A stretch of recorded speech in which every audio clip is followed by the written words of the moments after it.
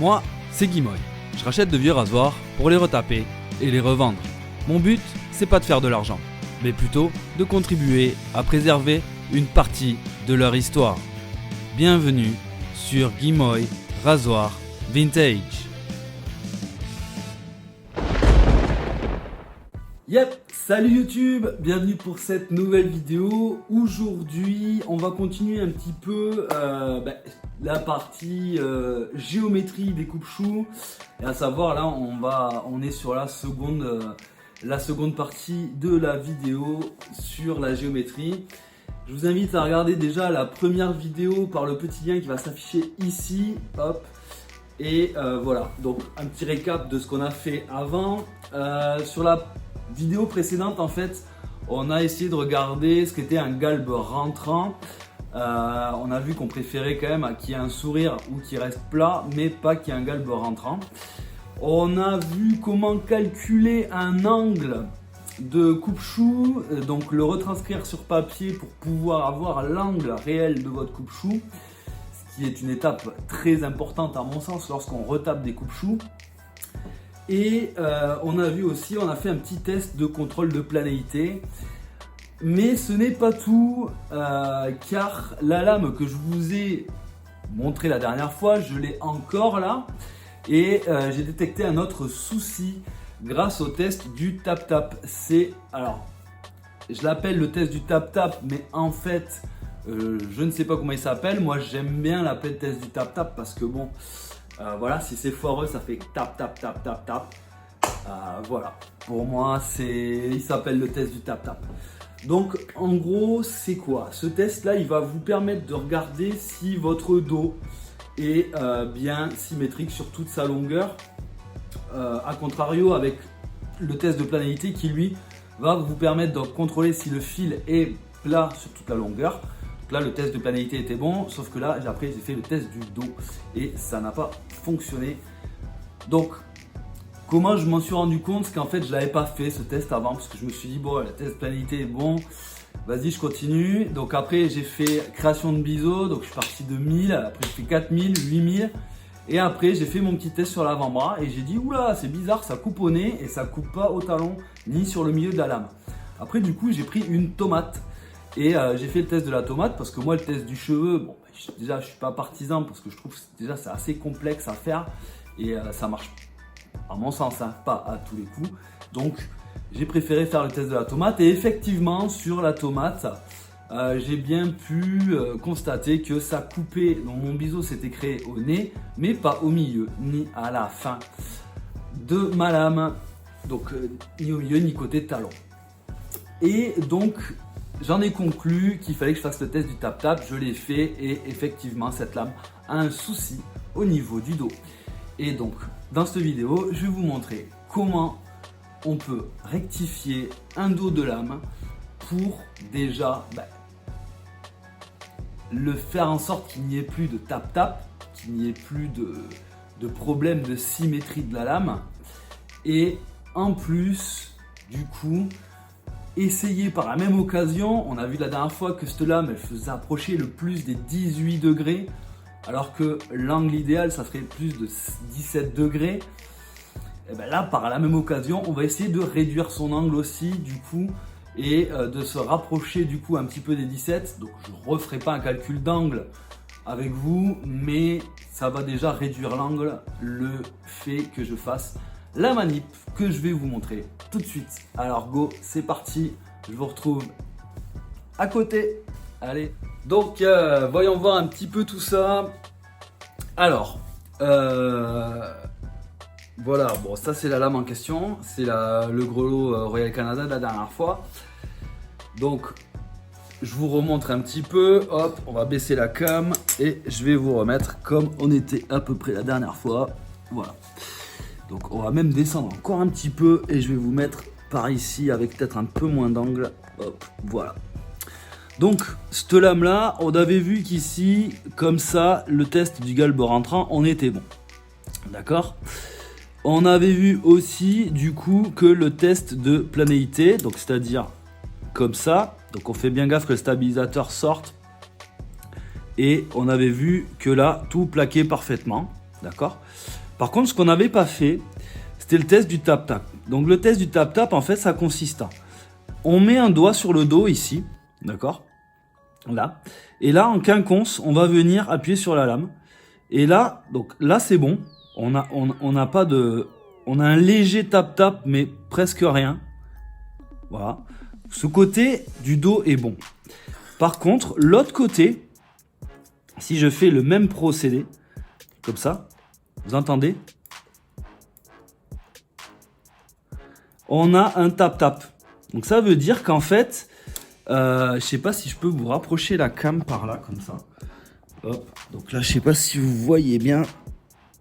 Hop. Là, voilà. Donc, je vais me mettre un peu plus par là. Et là, regardez, quand je fais ça. Vous voyez, ça bouge. Et ça ne vient pas du fil, ça vient du dos. Notre dos est déformé par ici, là. Il y a un côté qui est un petit peu plus épais par ici, là. Et donc ça nous fout la merde. Littéralement, hein, ça nous fout la merde. Parce que du coup, si... Donc on part du principe que quand on est sur une pierre, n'importe quel type de pierre, on n'est pas censé appuyer comme des malades, hein. La lame est censée plaquer sur la pierre, on la fait avancer et elle est censée plaquer sur toute la longueur du biseau, donc du fil, pour notre création de biseau.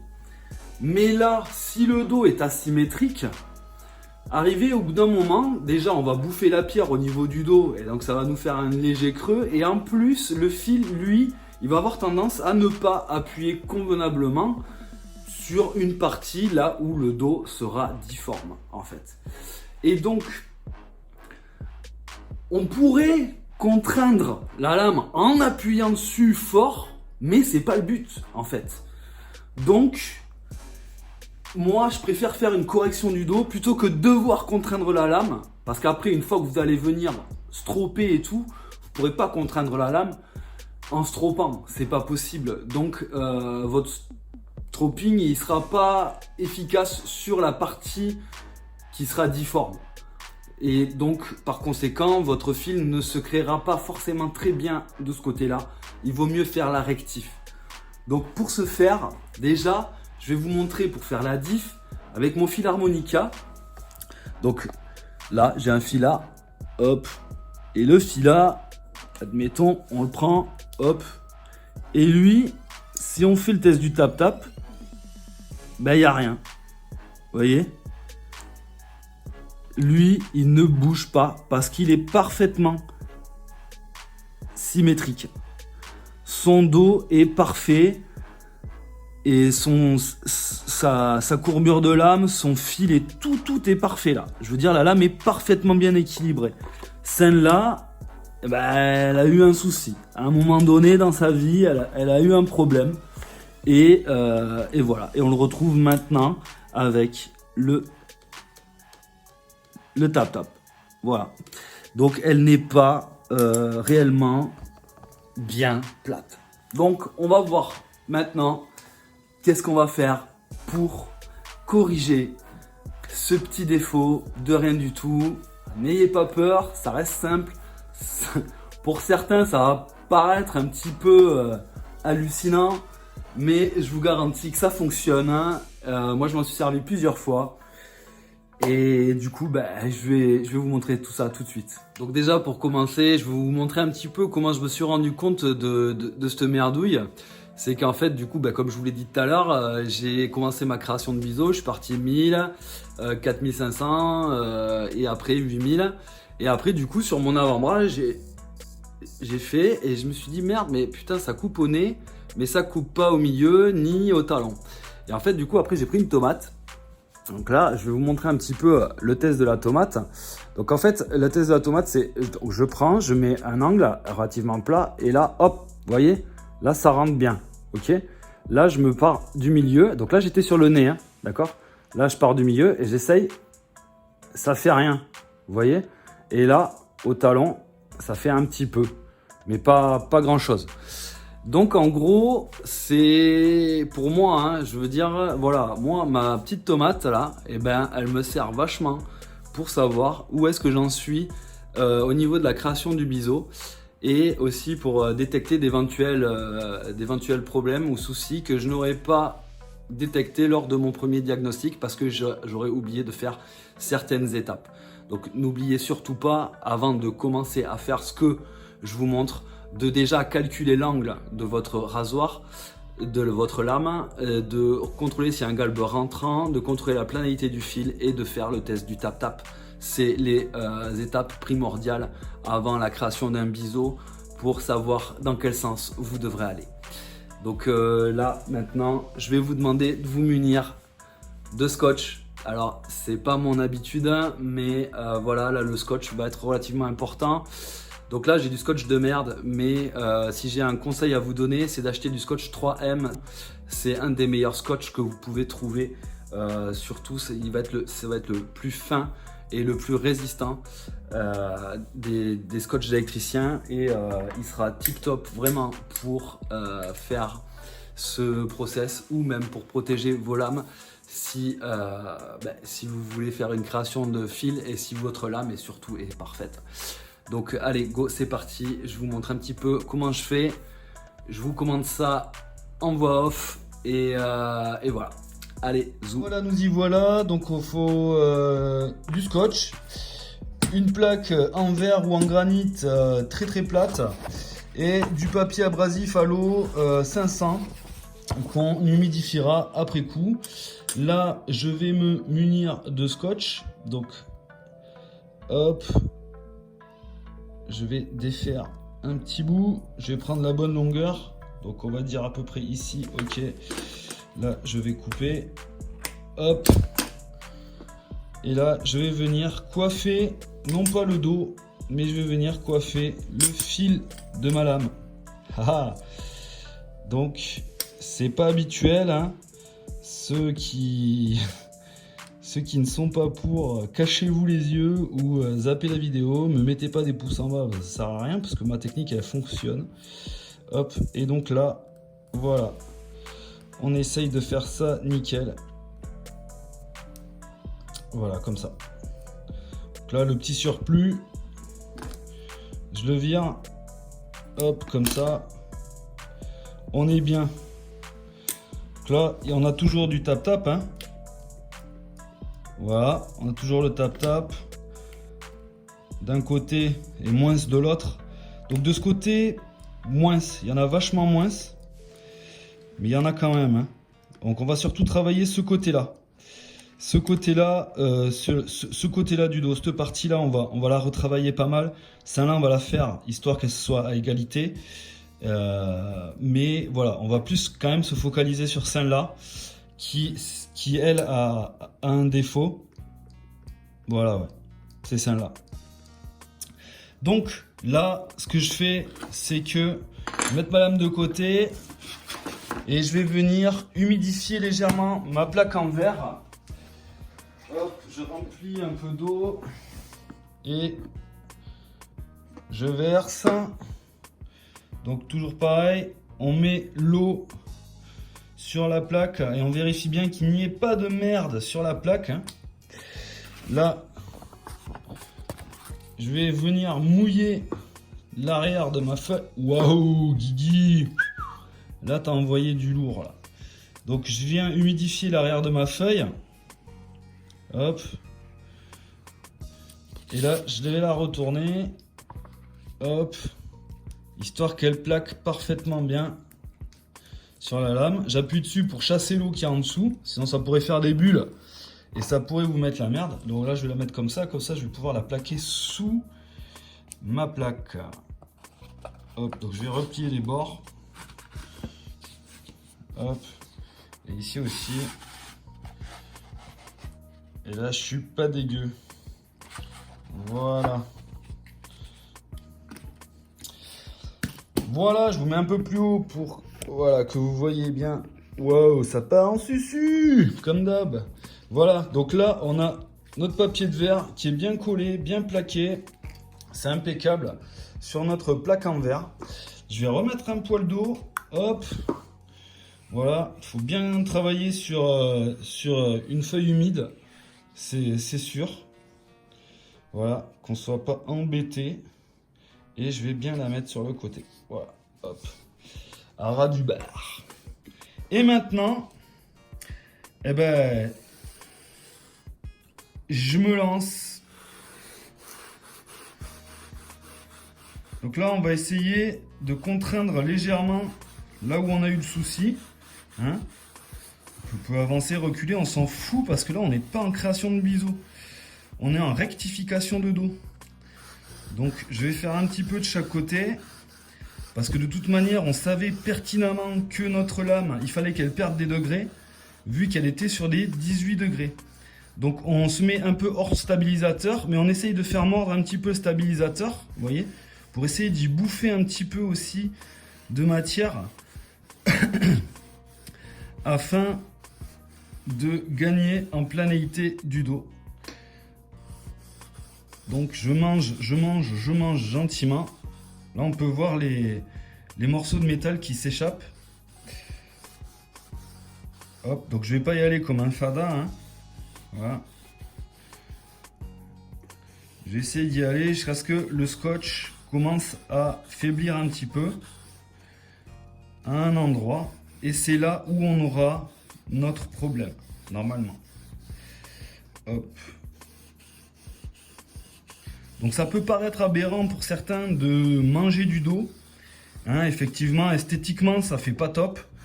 Mais si vous voulez réobtenir une superbe coupe au niveau de votre coupe-chou, sincèrement, je vous conseille de faire ça pour récupérer de la symétrie au niveau de votre lame.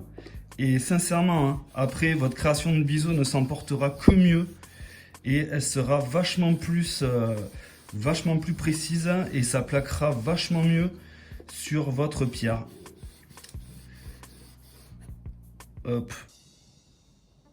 Donc là on voit que ça commence à manger un petit peu sur le devant et pas sur l'arrière, mais c'est pas mal. Là on est bien.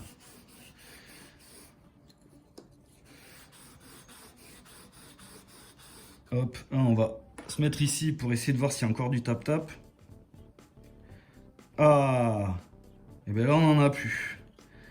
Ça y est, il suffisait de vraiment pas grand chose pour éliminer ce tap-tap. Parce que lui, il était pas violent. Et là, ça y est, c'est bon. J'ai récupéré la symétrie de mon dos. Et là, maintenant, ma lame ne fait plus tap-tap. Là, je suis bon. Ouais, un léger... Et encore. Allez, j'y remets 2 coups, manière. Ici et là.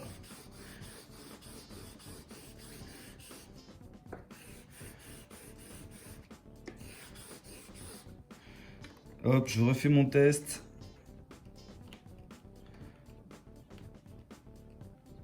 Non, on est bon, on est bon. Voilà, impeccable. Là, la symétrie de notre lame est parfaite. Hein. Et donc maintenant, je vais pouvoir enlever le scotch au niveau du fil. Donc après, on aurait pu continuer sur des grains plus fins, histoire de polir le dos. Mais bon, voilà quoi. Moi, je pense que vu qu'après, je vais devoir faire un polissage sur la lame, je préfère le laisser comme ça. Je ferai mon polissage après. Ce n'est pas un problème. Et bien maintenant, à partir de là, on va commencer du coup une création de biseau. Parce que du coup, là, on est quasiment sûr qu'on est pas mal. Donc là, pour avoir une homogénéité entre le nouveau dos qu'on vient de lui faire et le biseau, je vais laisser pareil là. Je vais remettre un petit peu d'eau afin d'évacuer les petits copeaux de métal qui auraient pu rester. Voilà. Et là, je vais le faire du coup sans scotch pour que ce soit homogène entre le dos et le fil et que notre géométrie soit bonne. Donc là, je vais faire quelques passes comme ça, mais pas beaucoup, hein. Alors je compte pas le nombre de passes, mais bon. Voilà, quelques-unes, histoire de bien démarrer notre biseau et après pouvoir passer à la pierre à 1000. Donc je vais continuer à vous montrer la fin de ma création de biseau à la pierre à 1000. Même si, voilà, je vais pas trop m'attarder dessus. Ça fera l'objet d'une autre vidéo. Bon, voilà, là moi je crois que c'est pas trop dégueu. On est pas mal. On a rattrapé notre asymétrie et on a créé une homogénéité entre le dos et le fil. Voilà. On va prendre la tomate. On va essayer de faire un nouveau petit test à 500. Donc là, on rentre au milieu, on rentre et à la fin, on rentre. Voilà, sans forcer, vous avez bien vu, hein. Voilà, juste 3 coups de grain à 500.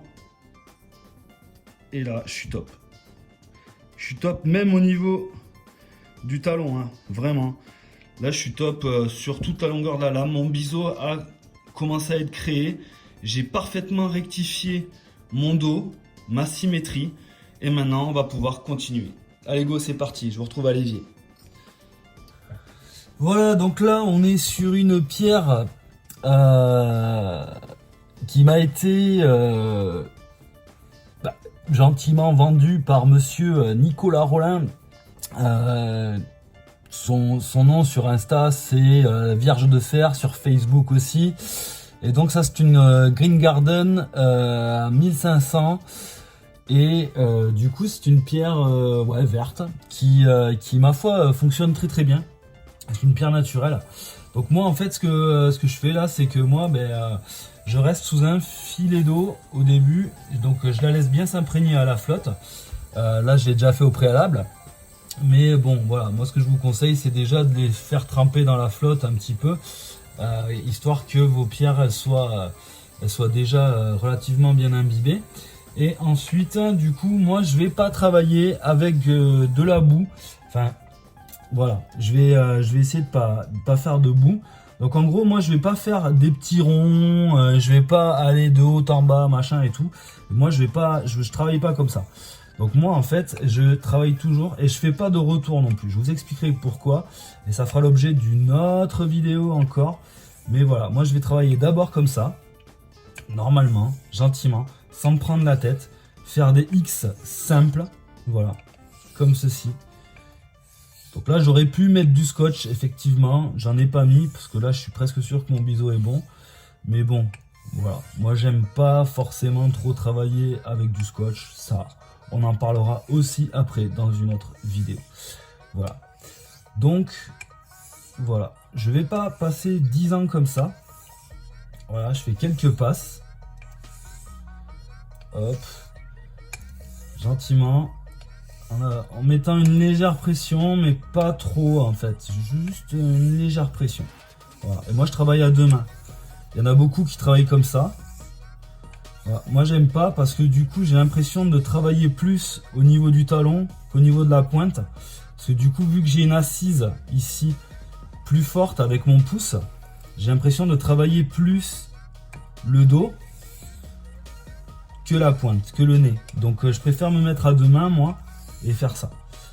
Voilà. Et là je vais m'arrêter comme ça. Hop, là j'ai fait suffisamment de passes. Et maintenant je vais faire courir un petit filet d'eau sur ma pierre, un petit filet. Là il est quand même assez abusé parce que ma pente n'est pas géniale. Je vais réduire un peu l'eau, hop, voilà. Et là je vais continuer à travailler sous la flotte. Parce que, voilà, je vous expliquerai plus tard, mais pour moi, voilà, la boue ça fout quand même un peu la merde.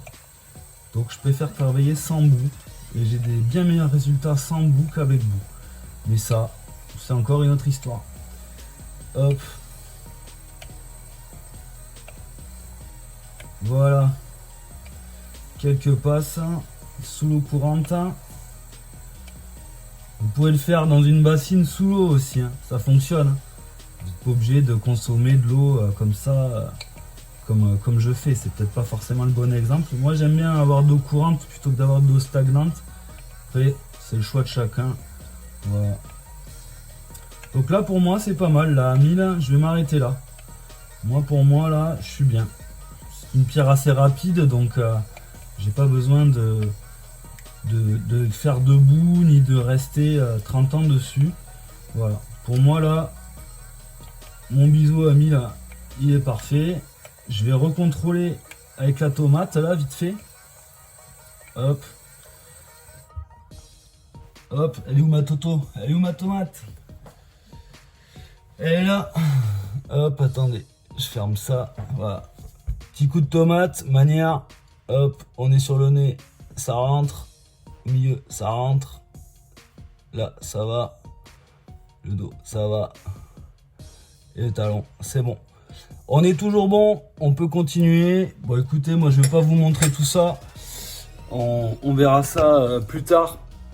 Mais là, du coup, je vous retrouve pour une petite conclusion au bureau. Allez, à tout à l'heure. Yep, donc, voilà, c'était relativement simple. Vous avez vu, test du tap-tap, comment rectifier le dos avec un bout de scotch. Donc, ce n'est pas valable pour tous les coups de chou, hein. C'est comme de scotcher systématiquement pour protéger le dos. Ce n'est pas valable non plus pour tous les coups de chou. C'est une autre histoire, comme je vous l'ai dit tout à l'heure. Et au fur et à mesure de mes vidéos géométrie, justement, on en viendra au bout d'un moment quand mettre du scotch et quand pas mettre de scotch. Ça sera du coup une prochaine vidéo. J'espère que celle-ci, du coup, vous aura aidé si vous aviez un coupe-chou avec du tap-tap, que vous avez réussi à la récup comme ça.